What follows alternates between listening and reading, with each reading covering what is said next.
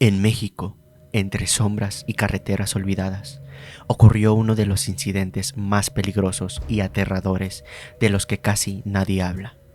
No fue un crimen común, no hubo un asesino acechando en la oscuridad, pero sí una amenaza silenciosa, invisible y mortal: la radiación. Una noche cualquiera, un robo que parecía rutinario se convirtió en un evento capaz de poner en riesgo a miles de personas. Un material tan letal que puede matar sin tocar, sin hacer ruido y sin dejar rastro, salvo en los cuerpos de quienes lo encuentran por accidente. El término de radiación y sus efectos sobre seres vivos que se exponen a ella se dio a conocer gracias al desastre nuclear de Chernobyl en 1986, donde el mundo entero se dio cuenta del gran poder de contaminación de los elementos radiactivos y cómo esta contaminación afectó a una ciudad completa de Ucrania. En años recientes, exactamente en el 2011, ocurrió otro desastre nuclear muy famoso y destructivo, esta vez en la ciudad de Fukushima, Japón, donde la causa principal de este evento fue un terremoto que afectó a toda la isla japonesa. Este desastre, al igual que el de Chernobyl, tuvieron un daño cuantificable y una fama inmensa en el mundo entero. En este capítulo veremos y conoceremos otro de los desastres radioactivos más grandes, incluso que los que ya mencionamos, pero que a diferencia de los otros eventos, este desastre no fue famoso y lo peor de todo, que no fue cuantificable: el daño que causó en México. Serafines, prepárense, pónganse cómodos, suban el volumen, apaguen la luz, porque están a punto de conocer todo sobre cómo, cuándo, dónde y qué pasó sobre el caso Cobalto 60. Bienvenidos a Solo Dios Sabe.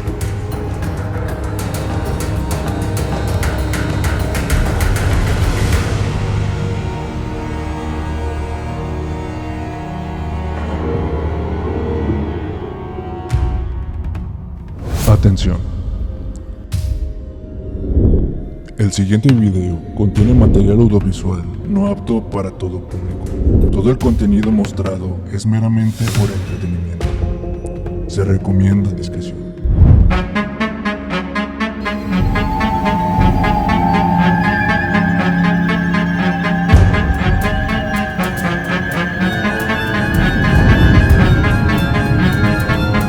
Solo Dios sabe.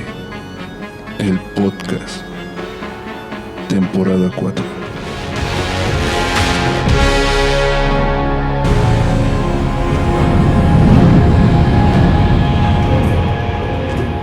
Buenas noches, serafines. Han vuelto a cruzar la puerta. La oscuridad nos llama. Abran sus mentes y déjense arrastrar por los misterios más profundos de nuestra realidad. Junto a nosotros, como siempre, nuestro gran cómplice, Güero Orozco. Amigo, buenas noches. ¿Cómo estás? Brandon, serafines, muy buenas noches a todos.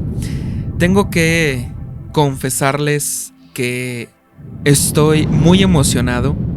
Les voy a contar una pequeña historia antes de comenzar con todo lo demás. Desde hace, no sé, año y medio, más o menos, 2 años, le vengo pidiendo a Brandon que traiga este tema y por fin se me hizo. Okay. Entonces estoy muy emocionado porque en cuanto me dijo que iba a hablar de Cobalto 60, dije, ok, esta noche va a ser muy buena. Así que estoy muy emocionado, espero que ustedes también, serafines, y pues bueno, comencemos. Muy bien, pues sí, como ya te había comentado desde hace bastante tiempo relacionado a este caso, es un caso que sucedió aquí en nuestro país, en México, sí. Donde quiera que nos estén escuchando.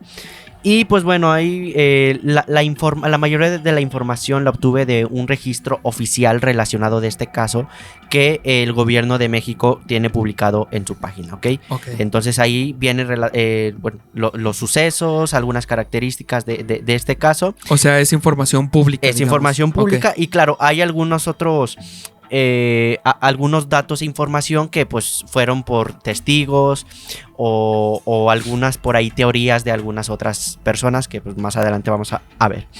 Ok. Vamos a comenzar que, como les comentaba en la introducción, este caso no es para nada criminal. Hemos estado acostumbrados, al menos en este podcast, a ver varios casos de desvividores seriales y casos criminales, pero este caso está relacionado a un accidente que lamentablemente causó un gran daño debido a que en ese tiempo había algo de desconocimiento del término o concepto de la radiación, ¿ok?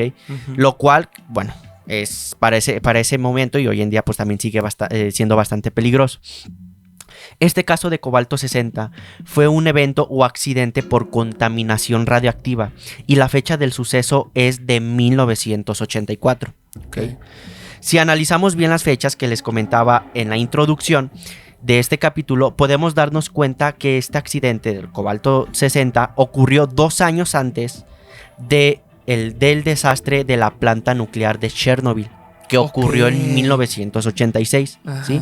Y 27 años antes que el desastre de Fukushima en Japón, también un desastre el del muy 2011, famoso, ¿no? El del 2011. Ajá. Pero bueno, a diferencia de los otros casos, el caso de Cobalto 60 no fue un evento tan famoso. Es decir que al menos nosotros cuando escuchamos el término de radiación, luego se nos viene en mente el accidente de Chernobyl. Primero que nada, el Chernobyl. Que incluso hasta al día de hoy, Chernobyl tiene su propia serie en HBO, si no me equivoco, sí, que es una de las una de las mejores series calificadas. Y es muy buena, buena, está muy buena, sí. Sí. Y pero bueno, ¿por qué este caso no se hizo tan famoso, al menos a nivel mundial? Y solo un poco famoso, al menos a nivel nacional, a diferencia del Chernobyl. Pues bueno, una de las primeras causas es que este evento pasó en México. Y a lo largo de este podcast hemos visto varios casos, tanto criminales como de eventos y desastres ocurridos en México, donde la mayoría de estos eventos fueron pasando de forma desapercibida, ¿no? Entre la población, ya sea por la corrupción o por distracciones, también como las conocemos como cortinas de humo. Así Entonces, a diferencia de Chernobyl, este caso lo trataron de encubrir lo más que se pueda para que no se hiciera tan público. Que bueno, hoy en día pues ya toda la información ya está públicamente. Sí. Otra de las causas que provocaron que este desastre pasara casi desapercibido, fue la falta de conocimiento sobre el término de radiación, porque para 1984 lo único que se tenía de radiación como tal en el consciente colectivo fueron las bombas atómicas de la Segunda Guerra Mundial en 1945. Y recordemos que el evento de Chernobyl, quien fue el que le dio a conocer este término a gran parte del mundo, ocurrió hasta 1986, 2 años después del evento que les voy a platicar. Y pues es por eso que al menos las personas para 1984 no sabían de las causas graves de este tipo de eventos, de este tipo de contaminación radiactiva. Por cierto, les recomiendo que vayan a ver nuestros capítulos 2 y 6 de la segunda temporada de este podcast, Solo Dios Sabe Podcast, en donde les compartimos más detalles de algunos eventos y antecedentes de la radiación, ¿no? El capítulo 2, donde hablé de Oppenheimer y de las bombas. Sí. Y en el capítulo 6 de Secretos Oscuros de la Radiación, donde ese está muy bueno, de la leche con azupo. Sí. Que fue también una consecuencia de Chernobyl, que algo que pasó en Ucrania vino a terminar hasta acá en México. Es bastante interesante. Estuvo muy bueno el capítulo 6, ¿no? Ahí también explicas lo de la pata de elefante. Lo de la pata de elefante, entonces, el elemento más, el objeto más peligroso del mundo. Y fíjate que sí es algo curioso lo que mencionas, porque como dijiste, antes la gente ni la ciencia tenía conocimiento de la radiación. Y era cuando decían la gente se muere o no se tiene problemas. ¿Por qué? Porque obviamente, bueno, la radiación no la podemos ver. Entonces, hasta que no se descubre o bueno, más bien nos hacemos conscientes o medimos, somos capaces de medir la radiación, es cuando pasan este tipo de accidentes, ¿no? Y eso es lo más grave de este caso, que como lo comentabas, que la radiación es algo que no se puede ver. Claro. Y que ni sentir, creo. Al menos, bueno, ahí ya depende de la exposición, que más adelante les voy a platicar, en exposiciones agudas o ya a largo plazo, que les voy a platicar también los efectos sobre un ser humano, de estar expuesto los efectos son a niveles altos de radiación. Sí. Pues demos inicio a este capítulo titulado El caso de Cobalto 60. Antes que nada, ¿habías escuchado de este caso, amigo? Sí. Digo, por nombre nada más. Obviamente, si te lo pedía tanto, era porque quiero saber la historia completa, qué fue lo que pasó, cómo se solucionó hasta cierto punto. Pero digo, por nombre lo conozco, pero hasta ahí nada más. Ok, pues bueno, vamos a iniciar con este caso, que va a ser más que nada un caso más, pues, de cultura general, más histórico. No va a ser algo tan de desvividores seriales paranormal, a lo que estamos acostumbrados últimamente. Pero bueno, este caso ocurrió exactamente en Ciudad Juárez, Chihuahua, México, en 1984. ¿Cómo ocurrieron los hechos? Bueno, para eso vamos a retroceder un poco en el tiempo. Exactamente el 25 de noviembre del año de 1977, cuando el Centro Médico de Especialidades, que era un hospital privado de Ciudad Juárez, Chihuahua, le compró una máquina de radioterapia a X-Ray Equipment Company, una compañía de Texas, Estados Unidos, por alrededor de $15,000. Aquí pueden ver una imagen de la máquina de radioterapia, un modelo parecido al que adquirió el hospital de Ciudad Juárez. Okay. La máquina tenía una fuente de cobalto 60 de 1003 curies. El curie es una unidad de medida utilizada en los Estados Unidos para cuantificar la cantidad de desintegraciones nucleares que ocurren por segundo en una muestra radioactiva, que término algo extenso. Okay. Donde un curie equivale a 3,7 por 10 a la 10 desintegraciones por segundo. Okay. De hecho, hay otros elementos que también poseen esta propiedad de desintegración, y hay algunos experimentos en donde los colocan dentro de una cámara de humo. Entonces ahí se puede ver cómo el elemento está desintegrando, se está irradiando todo eso, y ahí en el humo pues se ven las figuritas que se va exponiendo. Un caso bastante interesante. Por si fuera poco, esta máquina se introdujo al país de forma ilegal, sin cumplir con todos los requisitos de importación vigentes. Por esta razón, y por el hecho de que el hospital no contaba con personal capacitado para operar la máquina, la unidad fue almacenada hasta fines de noviembre de 1983. O sea, desde el 77 hasta 6 años después, hasta 1983.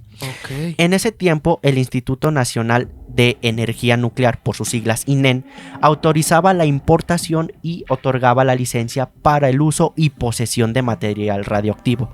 Licencia que evidentemente el centro médico no tenía. De especialidades no contaba. Por eso no podían operar la máquina, aparte de que no contaban con personal capacitado para esa máquina. Sí, claro. Sí, no nada más es comprar la máquina, sí, ¿no? También es también es saber moverla saber y moverla. todo eso. Sí, exacto. Para el 6 de diciembre de 1983, Vicente Sotelo Alardín, entonces empleado del centro médico, a petición del jefe de mantenimiento del hospital de especialidades, desmanteló la máquina el 6 de diciembre de 1983 para venderla como chatarra. Esto debido a que pues, no se había utilizado y no se iba a utilizar porque no tenían los permisos ni el personal. Estaba nueva. Sí, nunca la usaron. Estuvo arrumbada, como decimos aquí. Estuvo arrumbada ahí en pero la nunca bodega. Se usó como tal. Pero nunca se usó. No. Okay. Sí, porque también si se enteraban que tenían la máquina, los iban a multar gravemente. Sí. Entonces era un riesgo para ellos. Dijeron, ¿sabes qué? Mejor vela a vender al kilo, como le decimos aquí. Ajá. Vicente Sotelo desarmó el cabezal y extrajo un cilindro de 100 kilos que contenía la fuente de cobalto 60. 100 kilos. Vicente, al ver el gran peso del cilindro, le solicitó ayuda a uno de sus amigos de nombre Ricardo Hernández, ¿no? Ah, mira. Sí, la voz del podcast. La voz del podcast estuvo presente en Cobalto 60. Saludos. Un saludo a Richard. Un saludo. Posteriormente, ambos cargaron el material a la camioneta de tipo pick-up de Vicente, donde por curiosidad de Vicente, comenzó a abrir o a desmantelar el cabezal o el cilindro principal que contenía la fuente de cobalto. Al momento que lo comenzó a golpear, provocó que algunos gránulos de cobalto 60 como tal, de color azul, se dispersaran ahora sí que por la parte trasera de su vehículo y comenzaran a irradiar rayos gamas. Desde Ok. aquí ambos ya están expuestos A la a radiación. a la radiación. Entonces, a ver si como dicen la curiosidad, mató al Mató al gato. gato. Mató al gato. Vicente y Ricardo, al no ver más material dentro del cabezal, subieron el material restante a su camioneta y se dirigieron al famoso Yonki Phoenix, Mm. lugar donde Vicente tenía pensado vender la chatarra. Ok.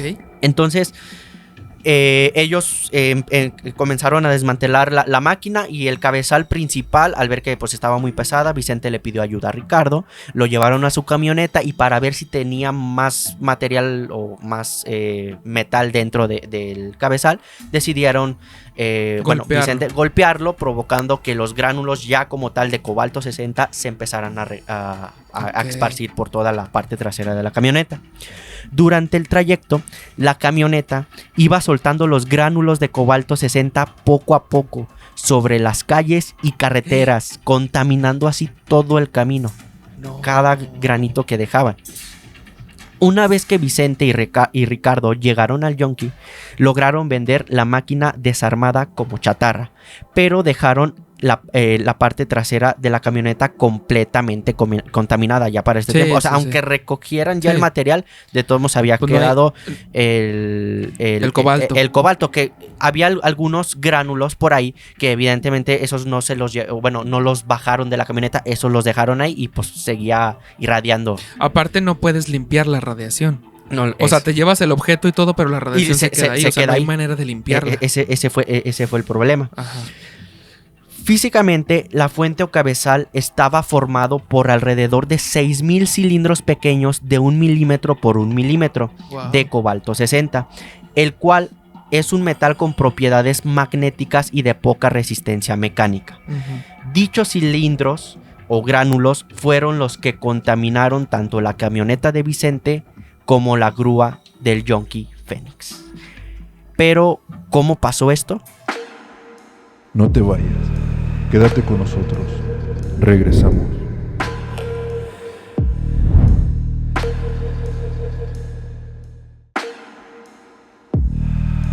Aún falta mucho por descubrir. Continuamos.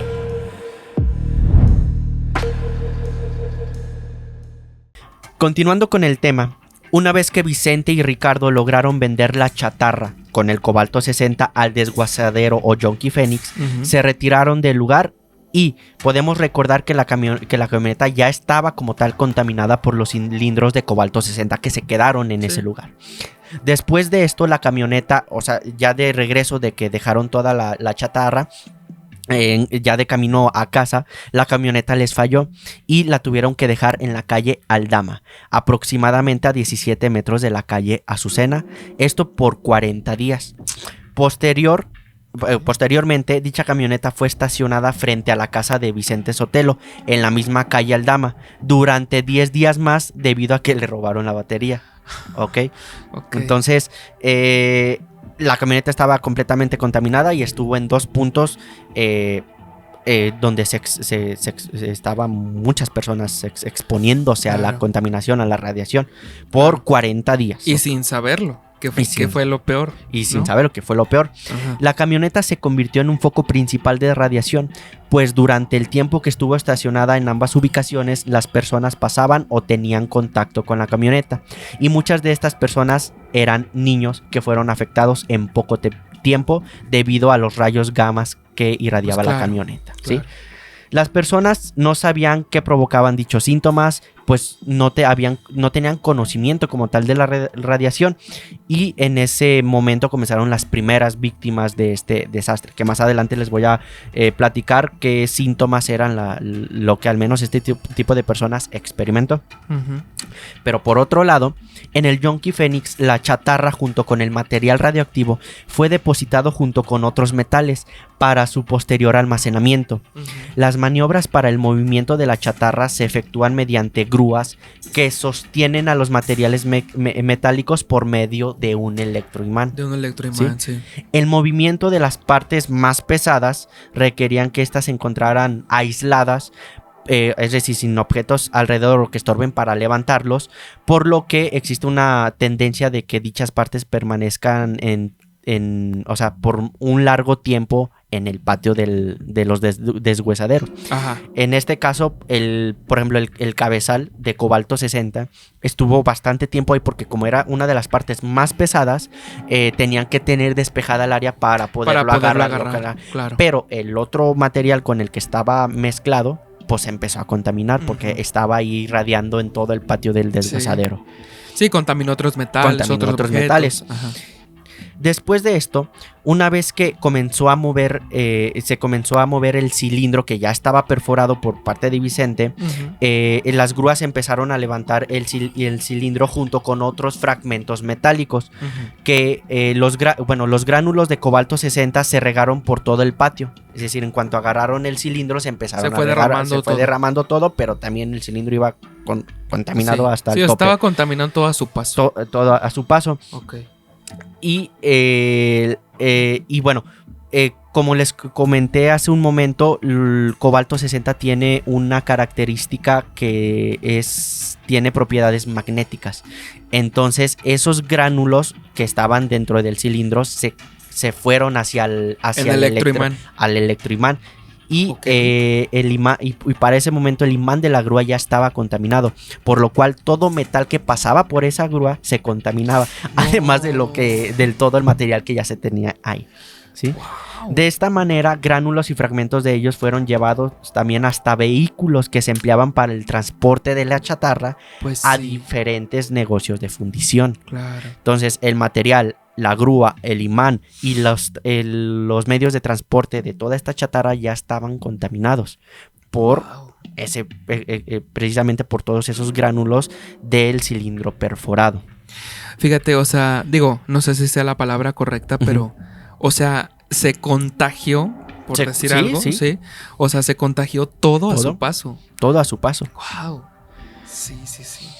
Los principales compradores de chatarra del Yonki Fénix eran la empresa denominada Aceros de Chihuahua SADCB, o por sus siglas Achisa, la cual fabrica varillas para construcción y bielas para vehículos automotores. Y otra empresa era la empresa Falcon, fabricante de soportes para mesa. Se estima que se contaminaron aproximadamente 30,000 bases para mesa y 6,600 toneladas de material que posteriormente fueron fabricados como varillas. Varillas para construcción. Se menciona que para enero del 84 la varilla y los soportes contaminados ya habían sido exportados a Estados Unidos y al interior de México. Entonces, y pues, o sea, no sabían por qué. Pues es que ni en cuenta. Totalmente. Y muchas personas que estuvieron expuestas tenían síntomas, principalmente dolores de cabeza, náuseas, y ellos pensaban que era que les cayó algo mal de comida, una gripa que estaba, claro. Pero no sabían que se estaban exponiendo a grandes cantidades de radiación. Había unas zonas o bueno, algunos metales que sí tenían niveles más altos que otros, pero más adelante les voy a explicar que una radiación constante por mucho tiempo suele ser más perjudicial que una dosis muy alta pero en poco tiempo. Más adelante les voy a explicar esos síntomas. Otros compradores de chatarra del Yonki Fénix provenían de estados como Durango, Nuevo León y San Luis Potosí, los cuales también adquirieron material contaminado, llevando así el cobalto 60 a otros estados de la República. O sea, ya no estaba nada más en Chihuahua, sino ya se había ido, estaba regando a la parte. ¿Cómo se dieron cuenta las autoridades de este desastre que estaba pasando en México? Pues bueno, y aquí es ahora sí que una suerte muy grande lo que pasó aquí, porque si no fuera por eso, yo creo que se hubiera regado todavía el material todavía más. Y ahí va. A ver. El 16 de enero de 1984, un camión que circulaba por una carretera del estado de Nuevo México, Estados Unidos, y que transportaba varilla producida por la empresa Achisa, extravió su ruta y al intentar volver a ella, transitó por las cercanías del laboratorio de Los Álamos, en un lugar donde se encuentran instalados varios detectores de radiación nuclear. O sea, un camión que llevaba material contaminado, bases para mesa, varillas, pasó cerca del laboratorio de los Álamos. Mítico laboratorio, Mítico ahí laboratorio. pasaron muchísimas cosas. Muchísimas cosas. Sí. Y de hecho, bueno, aquí comentando, el laboratorio de los Álamos se fundó durante la Segunda Guerra Mundial como una instalación secreta y centralizada para coordinar el desarrollo científico del proyecto Manhattan. Así es. El proyecto De la aliado bomba para atómica. conseguir las primeras armas nucleares, fundado por el ejército de los Estados Unidos y por el mítico Robert Oppenheimer, ¿sí? Oppenheimer. Director del proyecto Manhattan. Así es. Pero bueno, después de esto, el propósito de estos dichos detectores que tienen instalado a las afueras del laboratorio de los Álamos es evitar que el material radioactivo que se maneja en el interior del laboratorio sea sacado, Salga, extraído ajá. del mismo, para pues evitar que algunos vehículos se vayan con ese material que es bastante peligroso.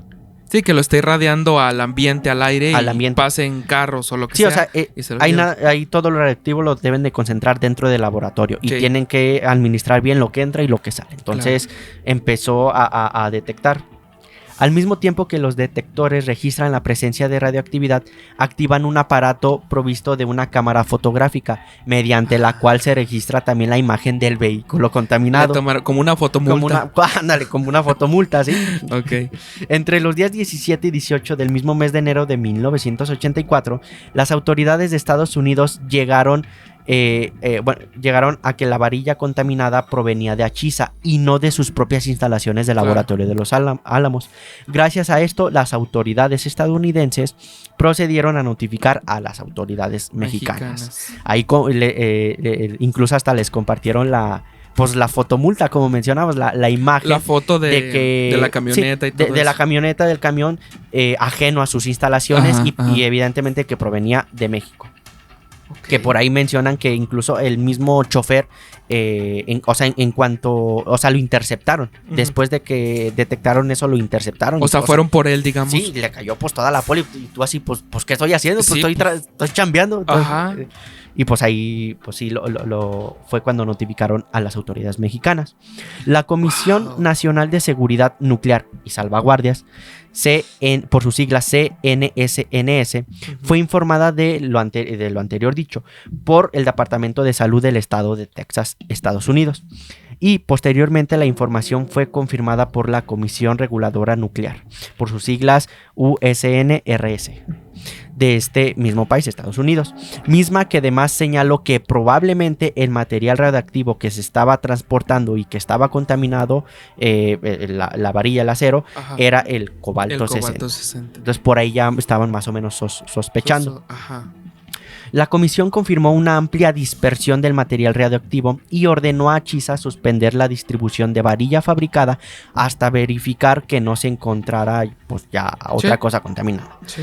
Las autoridades mexicanas también procedieron a la clausura del Yonki, esto después de realizar algunas investigaciones de Achisa, ¿no? Fueron, primero detienen al camión, de qué empresa eres, ¿no? De la fundidora Achisa. Ujú. Ok, a ustedes quién les surte la chatarra o quién les surte el metal para que realicen su procedimiento para las varillas.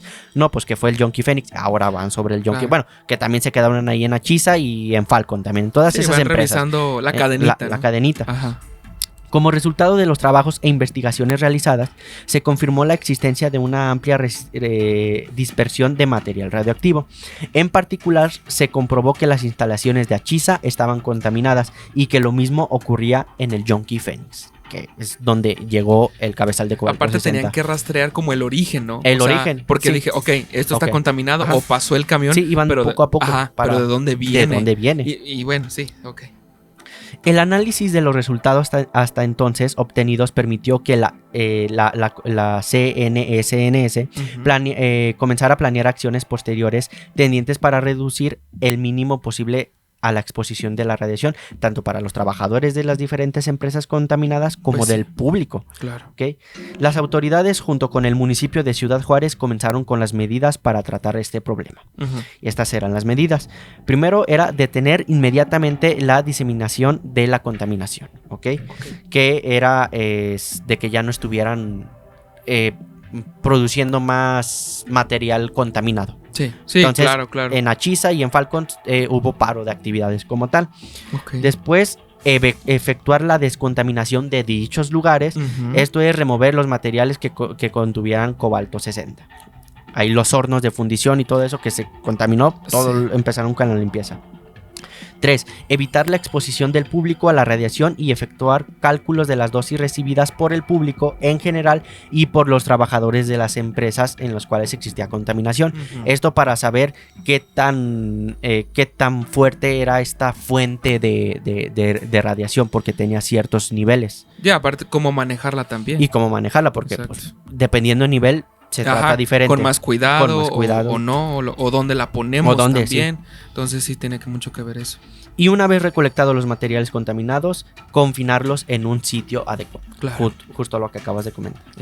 Un punto clave y fuerte de este caso es que durante el proceso de descontaminación, varios trabajadores y autoridades se dedicaron a recoger cada uno de los gránulos o cilindros de cobalto 60 que eran encontrados por todas las carreteras y calles de Ciudad Juárez, cercanas.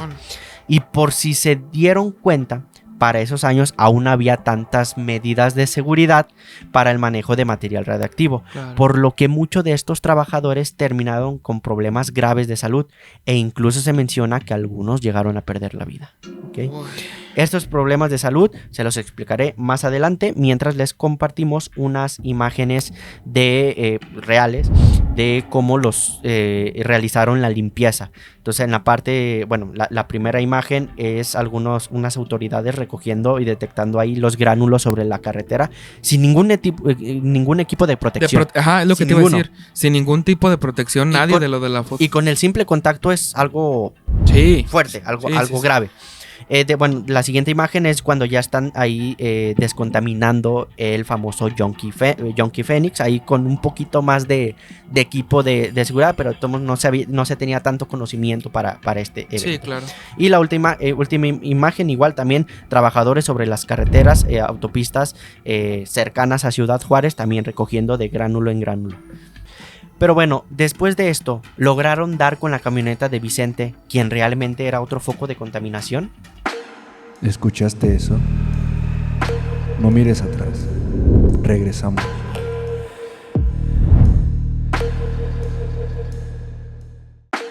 El final está cerca. Aún no enciendas la luz. Continuamos.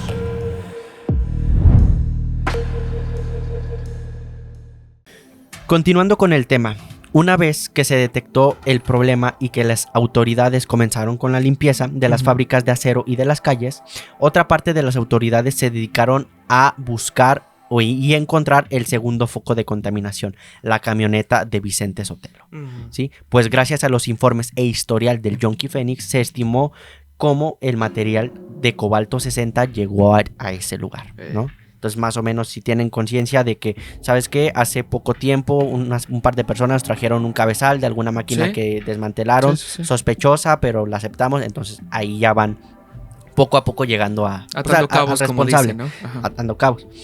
Alrededor de las 21 horas del día 26 de enero de 1984, el personal de la Comisión de Salvaguardias detectó la presencia de una fuente de radiación en la parte norte de Ciudad Juárez, Chihuahua.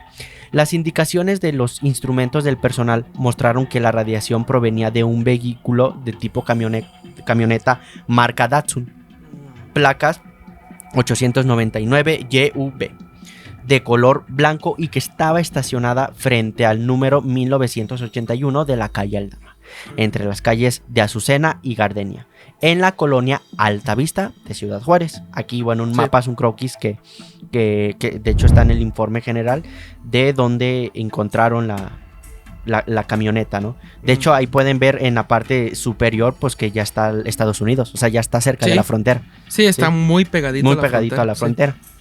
Pero bueno, en el compartimiento de carga del mencionado vehículo se obtuvieron lecturas de niveles de radiación de hasta 1000 roentgenios hora a 15 centímetros del fondo del compartimiento, ¿sí? El R-H o roentgen por hora es una unidad de medida utilizada para expresar la tasa de exposición a la radiación ionizante, específicamente rayos X o rayos gamma.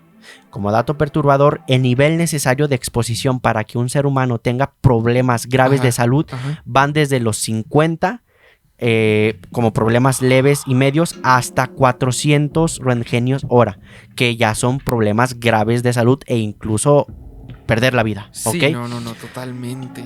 Entonces, esta cosa irradiaba 1000 roentgen por hora, ¿sí? Oh, no. Y con solo muy 50, una persona ya llega a tener problemas leves a moderados de salud. Sí, totalmente.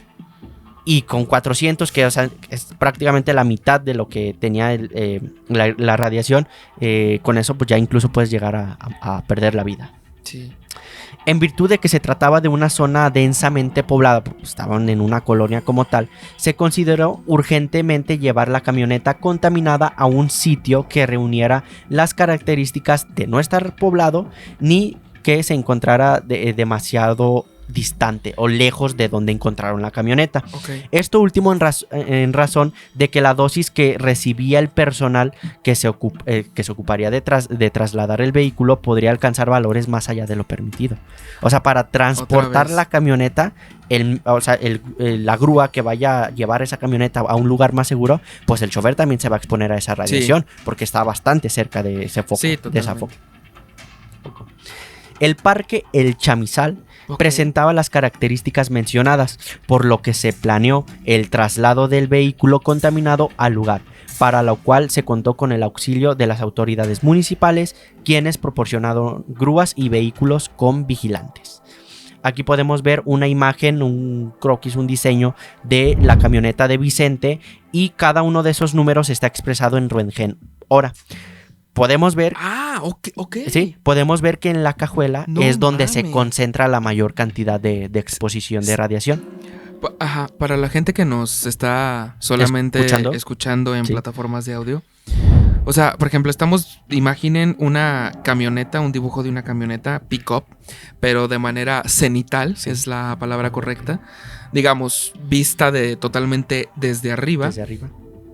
Donde alrededor de la camioneta hay ciertos números que nos indica, como ya dijo Brandon, los niveles de roentgenios, ¿va? ¿Por hora? De roentgenios por hora que irradiaban, ¿no? Entonces, por ejemplo, al frente tiene pues muy poco, simplemente es 1.5. De hecho, más adelante tenemos 0.6. Y digo, los que ya están un poquito más pesados es, por ejemplo, del lado izquierdo, es decir, del lado del copiloto, vamos a decirlo así. Tenemos 14, 13, incluso un poco más para abajo tenemos 36 y 48, ¿no? Que pues ya es bastante, o sea, ya es bastante. Pero dentro de la cajuela, dentro del pick-up, del cajón, ¿no? Tenemos 650 y 300 y 410 y 240, digamos, en cada esquina, para que nos entiendan. O sea, 650 roentgenios por hora. Que, bueno, se puede entender porque fue donde transportaron el material, ¿no? Y es donde estaban los gránulos de cobalto 60 ahí regados. Que era donde los habían dejado. Pero 650. O sea, con eso, estando expuestos ahí dentro de la cajuela, con eso tienes 50% de probabilidad de morir. Ay, estando ahí. Incluso también a los alrededores. O sea, también hay algunos números que no están dentro del vehículo, porque quiere decir que con que estés cerca de este vehículo ya te estás irradiando la contaminación. Sí, o sea, no es como que ni siquiera te tengas que subir a la cajuela, o sea, ni que la tengas que tocar, o sea, simplemente con estar por ahí. Ya con eso es... Ay, es más que suficiente. Qué desesperación. Sí. Y sobre todo porque nadie sabe, o sea, no sabes, tú te sientes mal, pero dices, caray, pues, ¿por qué me siento nunca mal? Vas a imaginar que porque te acercaste a la camioneta o algo, o sea, jamás. O sea, el desconocimiento, por así llamarlo, la ignorancia sobre la radiación, pues en ese tiempo, pues... Sí, no, o sea, era muy poca la información que existía o inexistente. Pero bueno, después de esto, una grúa remolcó la camioneta de Vicente hasta el parque El Chamizal, habiendo sido resguardada durante su trayecto por 2 vehículos de la policía que precedían a la grúa, en tanto que un vehículo de la Comisión de Salvaguardias con detectores de radiación siguió a la grúa con la camioneta, siendo a su vez escoltado por otro vehículo de la policía. O sea, el cobalto iba bien escoltado. Sí. Porque sí, o sea, y tenían que hacer el trayecto rápido y por una ruta donde no hubiera tanta No gente tan poblada. tan poblada. Claro, ¿ok? claro. El vehículo estuvo en este lugar protegido en el chamizal mientras las autoridades continuaban limpiando los residuos y seguían investigando el origen del problema.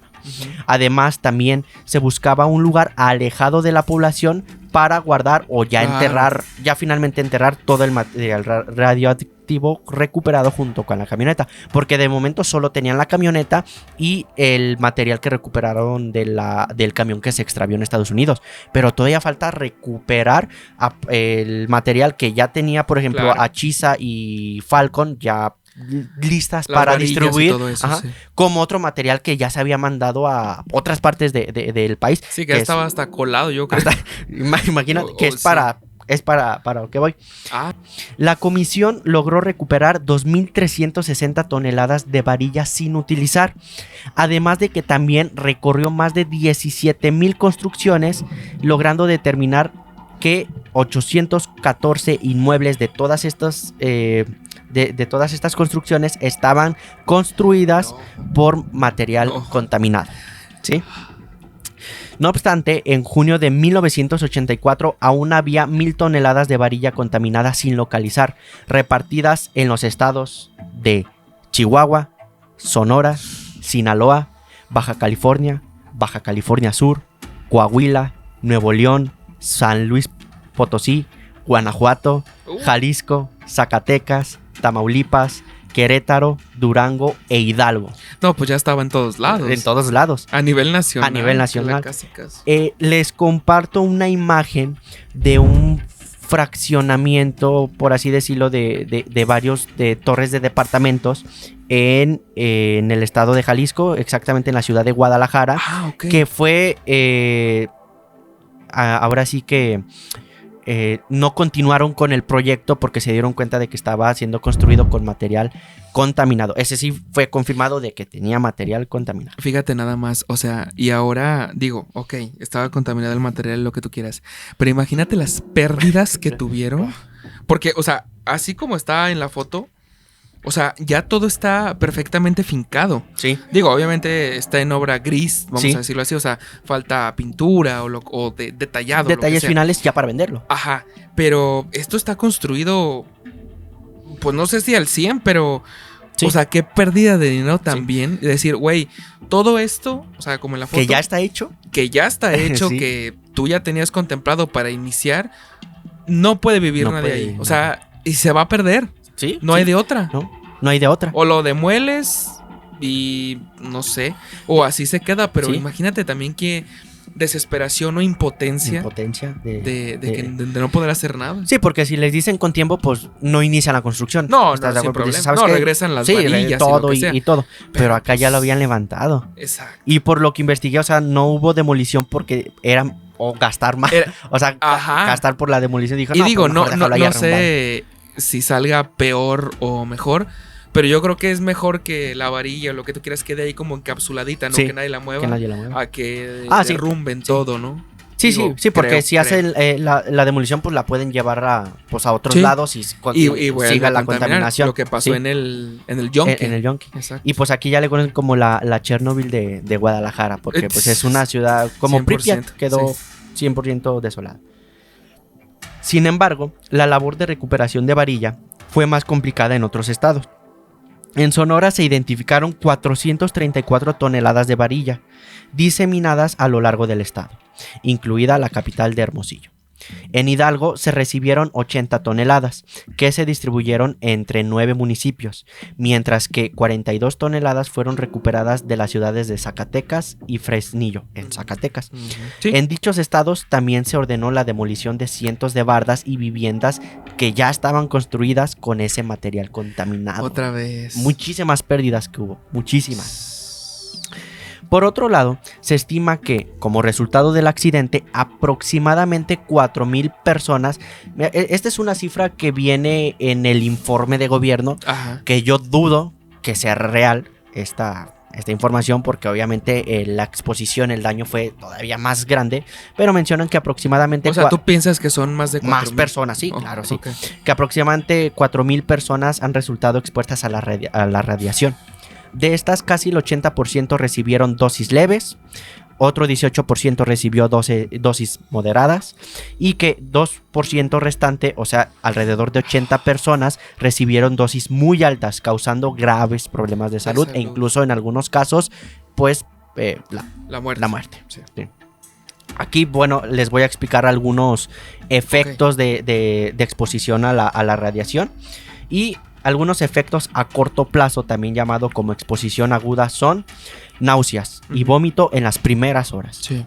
dolor de cabeza, mareos y debilidad extrema, diarrea y dolor abdominal, enrojecimiento de la piel, pérdida temporal del cabello, disminución de glóbulos blancos y daño celular, quemaduras radioactivas que pueden tardar días o semanas en aparecer, Cabrón. ¿sí? Y úlceras que pueden requerir injertos o amputación si la dosis es demasiado De piel, alta. sí. ¿Ok? Entonces esto es una exposición alta, pero en poco tiempo. A corto plazo, o sea, efectos A corto, instantáneos. instantáneos, vamos a decirlo así. que fue la exposición principal de Vicente y de Ricardo. Sí. ¿Ok? Sí. Por lo que estuve investigando, se comenta y se menciona que Ricardo, justamente cuando estaban haciendo el transporte del material radioactivo, Ujú. que después de que vendieron la chatarra y todo eso, se comenzó a sentir mal, que tuvo dolores de cabeza, mareos, vómito y todo, pero afortunadamente para él no pasó a más, mayores. o sea, se quedó ahí. Y por otra parte, Vicente no presentó ningún síntoma, o sea, Ok. ningún síntoma. Ok. Incluso ya después, bueno, ahí hay algunas teorías. Bueno, de algunos testigos que mencionan que, pues bueno, Vicente hoy en día pues ya no está aquí con nosotros, pero que la causa de su muerte no fue relacionada con la exposición a radiación. O sea, todavía el Vicente soportó toda esa cantidad de radiación y murió por Bien. otras causas. ¿sí? Wow. Pero otras personas que, o sea, quizás nada más estaban cerca de la camioneta o tuvieron contacto con la varilla, esas sí tuvieron todavía problemas más graves. ¿Por qué? Porque, bueno, No se mames. enfrentaron a los efectos a largo plazo, Sí, que sí, es a lo claro. que voy. A ver. Uno de los efectos a largo plazo es, por si pueden tener en idea, por si ya lo estaban pensando, es cáncer. Claro. Cáncer de tiroides, pulmón, hueso, piel o leucemia. ¿sí? También pueden tener anemia, fibrosis pulmonar, problemas cardíacos, infertilidad, perdón, Fertilidad. temporal o permanente y malformaciones o alteraciones genéticas que pueden ser Sí. hereditarias, Sí. como Sí, sí. el famoso labio leporino, que sí hubo varios casos registrados después del incidente en Ciudad Juárez, Chihuahua, de casos con O sea que labio leporino. el labio leporino lo causó la La radiación. alteración de su ADN, ¿sí? Ok. ¿Sí? Y que lamentablemente se pueden heredar porque Sí, Sí, es un de- problema es genético. genético, sí, Claro, y eso claro, lo vas a heredar. Pero, o sea, imagínate, o sea, nada más por eso ya tus siguientes generaciones tienen la probabilidad de tener problemas, ¿sí? No, qué fuerte. Otros efectos, pues, son las hemorragias internas y, obviamente, el otro Sí, efecto, esas pues, son- es la muerte en días o semanas, que es prácticamente, por lo que veo, la exposición a largo plazo es más agonizante, porque, Sí. pues, sufres problemas más graves y tienes muchísima probabilidad de perder la vida. Totalmente. Ok.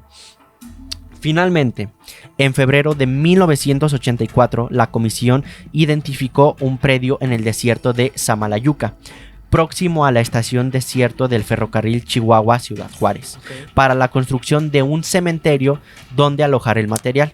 ¿sí? Lo iban a enterrar. Lo iban a enterrar. Ujú. De este modo, las varillas que fueron recolectadas en Chihuahua se almacenaron en septiembre de 1984 en un lugar denominado como La Piedrera, mientras que para el material recolectado en otras zonas se optó por los cementerios de Maquixco, en el Estado de México, y uno cercano a Mexicali, en Baja California, donde se depositaron entre 70 y 115 toneladas de varilla Cabrón. respectivamente, varilla contaminada.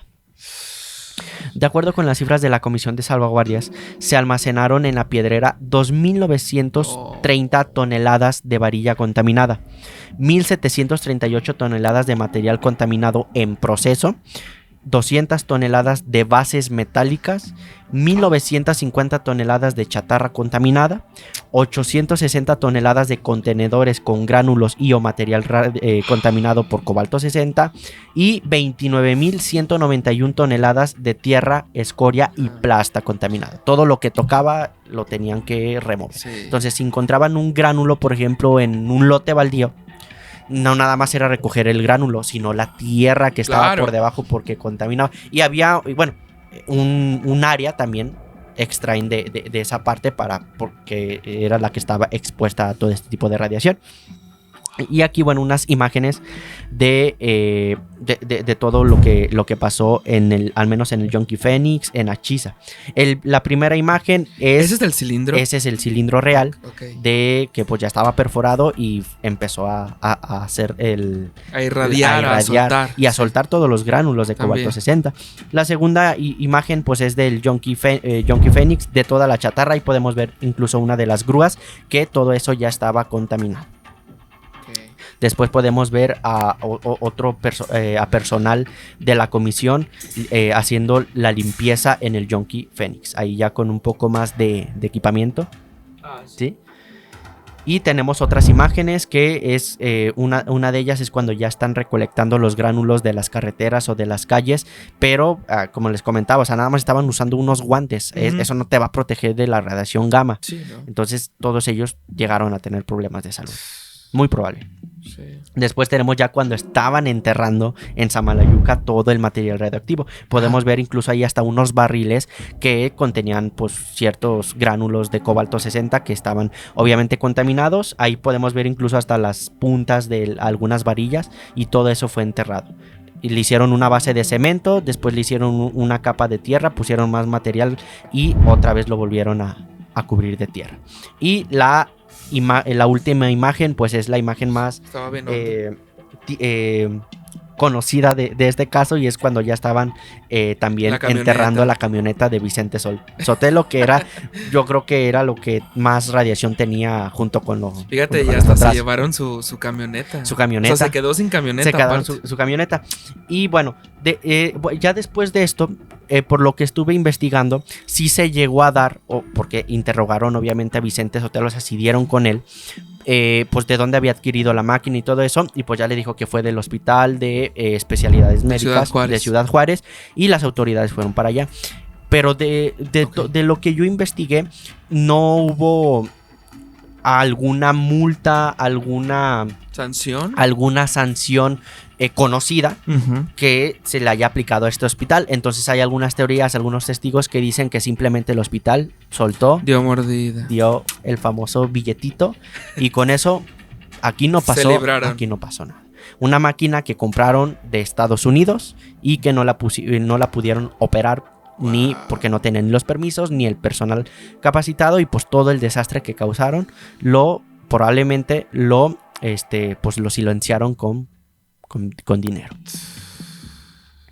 En 2004, un análisis de la Universidad Nacional Autónoma de México reveló que los niveles de radiación en Samalayuca aún eran alarmantes en 2004, Ujú. ¿sí? Sí. Y criticó que los residuos se criticó que los residuos se conservan sin las medidas de contención adecuadas. Es decir, que nada más le pusieron una capita de tierra ahí y que bueno, sobre todo en el ambiente con el mismo aire, Sí, pues avienta se la vuela. toda la radiación. Pero ese es el último informe que se tiene del caso. Por ahí hay algunas anécdotas que se tienen ya a lo largo de todo el país. Hay incluso, creo que era en Nuevo León, donde un youtuber hace un recorrido por un fraccionamiento privado, Ajá. pero las últimas casas, haz de cuenta que son 2 secciones. Ujú. Entonces, en la primera sección pues está habitada, están las familias y todo. Y la segunda sección, que la construyeron como 6, 8 meses después, Ok. está completamente abandonada, porque dicen que esa construcción ya la habían realizado, o sea, ya había llegado el material radioactivo. Entonces, la primera sección se salvó porque usaron Sí. Ajá. E incluso estas personas de YouTube se meten a las casas abandonadas con sus detectores de radiación y si empieza a pitar. Son niveles bajos, pero que si constantemente te están irradiando a largo plazo, que es lo que comentaba, sí te puede traer algunos problemas de salud. No, y aparte, o sea, si los aparatos que llevan, digo, no sé de qué clase son y muchísimo menos, ¿no?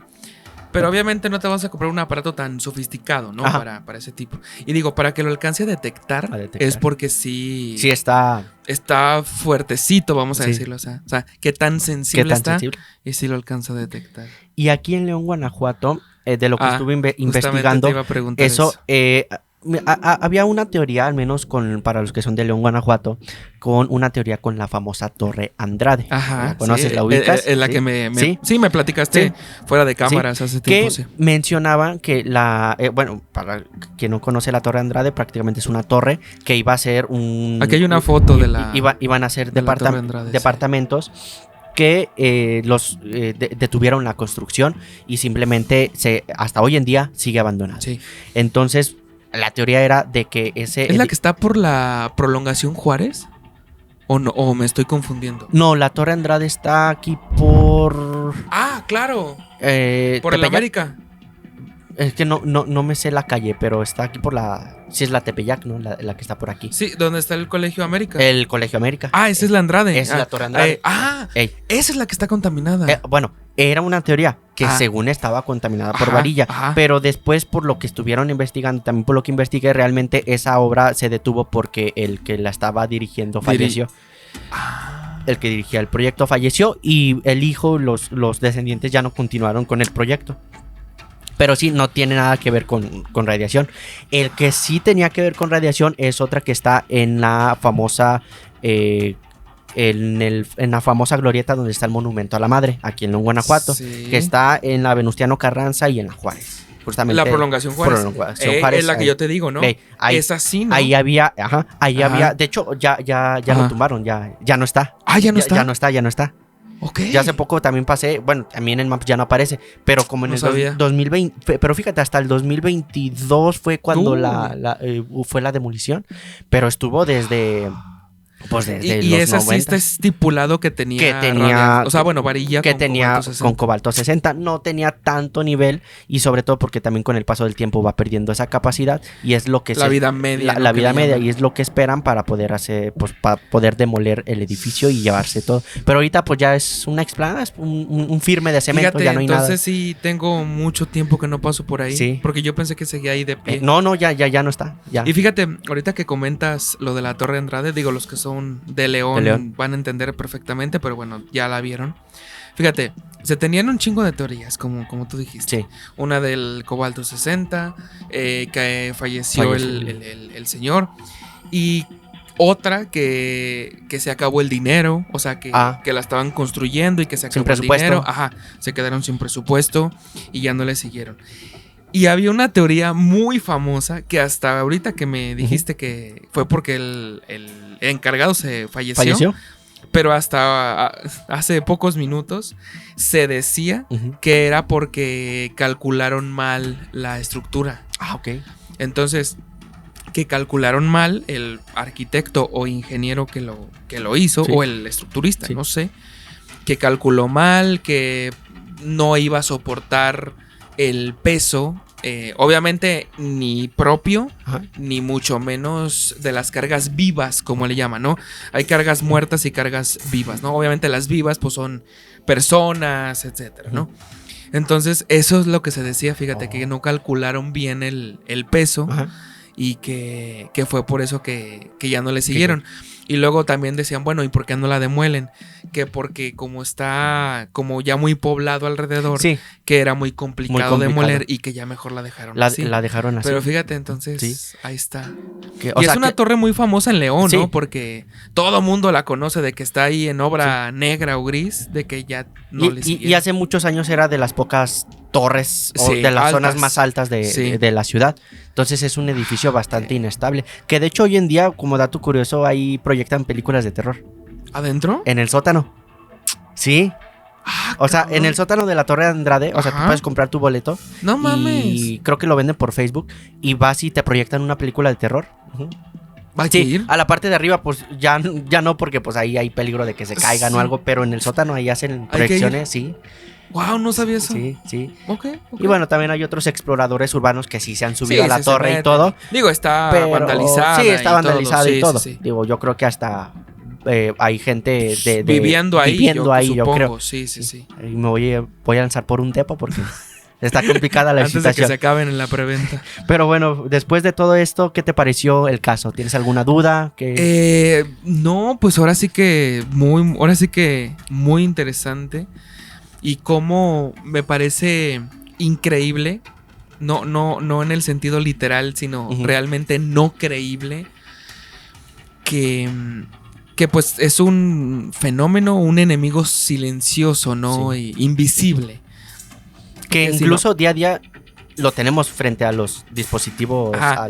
Y es a lo que iba.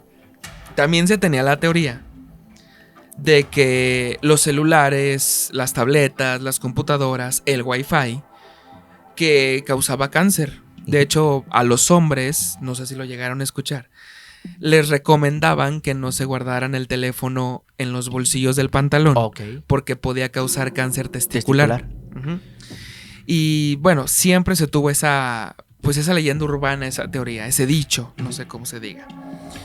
Pero lo que no saben o lo que no se dijo después fue que efectivamente lo que dijiste hace unos momentos, que este tipo de radiaciones, el Wi-Fi, la señal de datos de Sí. los teléfonos y todo, es radiación no ionizante.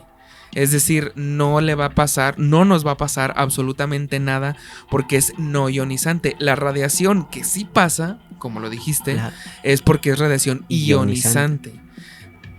Lo de la bomba atómica, lo del cobalto 60, algunos otros isótopos de Uranio, algunos- plutonio. Uranio, exacto. Pero no, o sea, si el Wi-Fi causara cáncer, bueno, estaría prohibidísimo, ¿no? También los audífonos inalámbricos, ¿no? Decían que te podía dar cáncer. No, es como cuando está, bueno, el dicho o el dato curioso que dice que las semillas de las manzanas tienen cianuro. Ah, cianuro. Ajá, que si te las comes te puedes morir. Sí, pero ya leíste cuántas manzanas te tienes que comer. O sea, es imposible que te mueras envenenado por semillas de manzana, ¿no? Que dicen que son creo que unas 50 Sí, semillas. es ridículo. Pero, pues, O sea, también creo que por ahí si te tomas, creo que 50 tazas de café en 4 horas te mueres. O sea, ¿quién se va a tomar 50 tazas de café en 4 horas? No. Entonces, algo así era el dato, pero sin duda, como ya se los dijimos al principio, ya le tenía muchas ganas a este tema que nos lo trajeras. Y pues bueno, ahora sí que ya cumpliste Sí. con ese tema. No, la verdad me Sí. gustó mucho y sobre todo porque ocurrió pues aquí en nuestro país. En nuestro país. Y digo, hay, ¿cómo se puede decir? Secuelas Ujú. de esto, ¿no? Que Sí.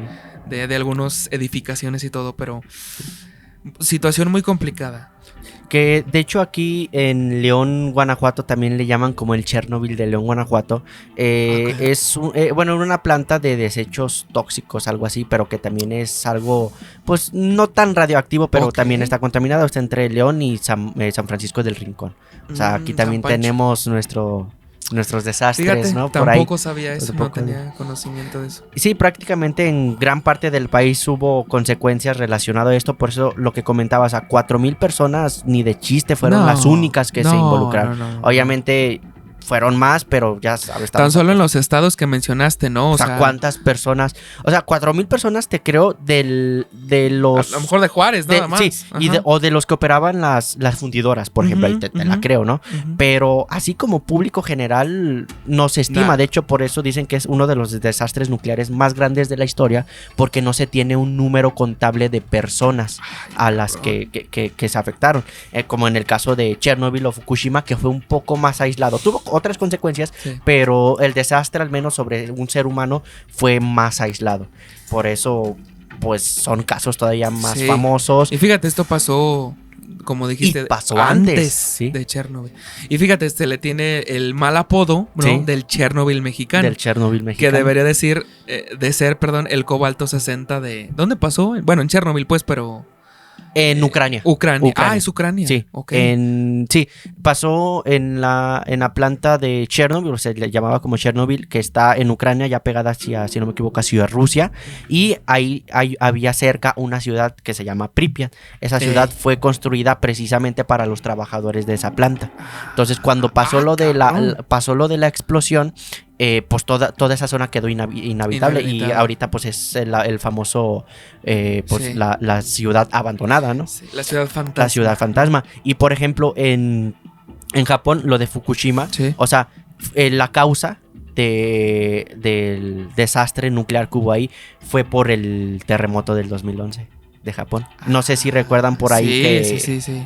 Bueno, que se Bueno, hizo un tsunami. Fue un maremoto, Ajá, más bien. Ajá. se causó un tsunami. Entonces, ese terremoto, ese movimiento, causó que se detuvieran algunas zonas de enfriamiento de un reactor nuclear. Entonces, Y se descontroló. se descontroló y comenzó pues, toda la explosión. A bombardear. Pero fíjate, ahí fue, pues, bueno, por justificarlo, fue pues causado por un evento Natural. ¿no? Pues, no se tiene control. No fue por error humano. No fue por como error. Chernobyl y Cobalto 60. Cobalto 60, que fue por meramente primero Desconocimiento por totalmente. desconocimiento, por ambición y por corrupción. Y fíjate, En este todo país. lo que Sí. todo lo que provoca en este caso una máquina de Una rayos X. Y deja de eso, los Wow. culpables. El Sí. hospital, que según dice la teoría, como si nada. Se haya lavó las pasado. manos y adiós. Entonces sí, Eso es lo un malo. caso bastante, fue un caso más de cultura general, más histórico, no fue tanto criminal. No, pero sin duda No, este es pero, buenísimo. y sobre todo, como es un caso mexicano, sí o sí debe de estar en este podcast. Para No, que claro, también claro. conozcan que aquí también se hicieron travesuras, ¿no? Que aquí también pasan cosas. Está como la leche del Conazupo cuando me ¿Conazupo? platicaste. Yo no sabía. Cuando ¿No? tú me platicaste. ¡Wow! Sí. No, ¿Qué? no, increíble. Que bueno, ahí como resumen, o sea, la leche del Conazupo es una consecuencia del accidente De de Chernobyl. Chernobyl, porque las nubes tóxicas de Chernobyl se fueron hasta, creo que fue Bélgica, Sí. donde pues hubo como una lluvia ácida contaminando pues ahí todo el campo, y precisamente ahí era donde se producía la leche, que después la hacían como leche en polvo Sí, y la mandaban bueno, No, la traían A México. A Y México. luego todavía nos decías que estaba en oferta. Sí. Porque ellos ya sabían Porque que estaba ya sabían, contaminada, ajá. pero nosotros Y no. lo peor de todo es que el gobierno la compró sabiendo Ajá. que estaba contaminada. Pero nomás porque estaba más Pues claro. barata. Y pues, No, la mames. y pues la regaló, ¿no? La famosa leche después que se llamó Liconza, pero antes Ajá. era la famosa leche radioactiva de Conazupo. O sea, No mames. aquí el problema es lo mismo, la corrupción. O sea, eso es lo que permite que problemas como estos sigan ocurriendo y lleguen a más personas Y se agrave inocentes más el y se problema. agrave más el problema. Por eso dicen que México... La IA nunca va a superar a México. Ah, sí, eso también Por está- este tipo, o por- sea, imagínate que lleguen los extraterrestres y les digamos, oigan, ¿sabían que ¿Qué? nomás la compraron porque está más barata, pero estaba contaminada? No, pues no. Pero bueno. Tantito peor. Pero bueno. Sin más por el momento, nos retiramos. Pero no con certezas, sino con más preguntas. Recordando que inevitablemente solo Dios sabe. Soy Brandon Martínez. Soy Güero Orozco. Nos vemos pronto. Gracias por escucharnos hasta aquí. Buenas noches.